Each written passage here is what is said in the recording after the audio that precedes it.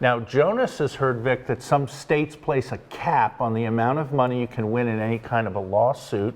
And so is this true, first of all? And secondly, what if the amount of your damages are more than the amount that is allowed?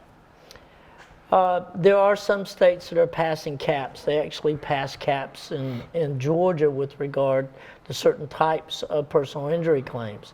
Luckily, in Georgia, our citizens have greater protection under the Georgia Constitution, and those caps were declared to be unconstitutional under Georgia law.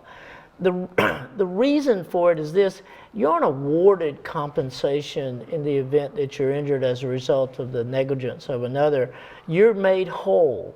And the problem with caps is just this: every case is different. If you have a case where some other party who is insured and provides that insurance so that if they make a mistake or they do something they shouldn't have done, that they knew that they shouldn't have done, and badly injured another person, that person and the insurance company that insures them makes whole the person that has been injured.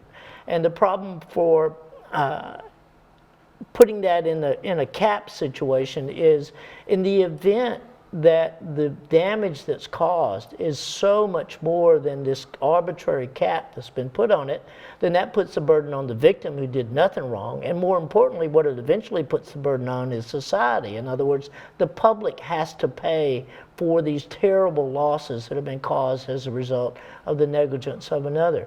And that is not what makes our society safe.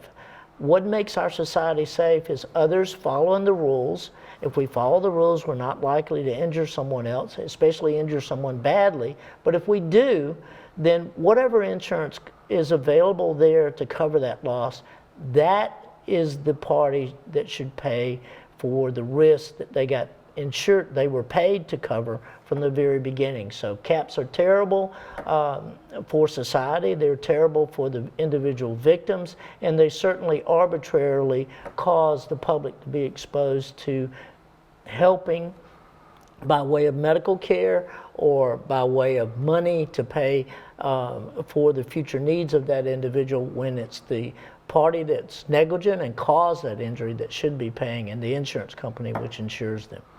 And of course, that's an example of personal injury, and you may have a question about that throughout our program, or workers' comp or DUI. The place to do that is on the website for this evening. You could have a live chat if you'd like with one of the attorneys at hawklawgroup.com.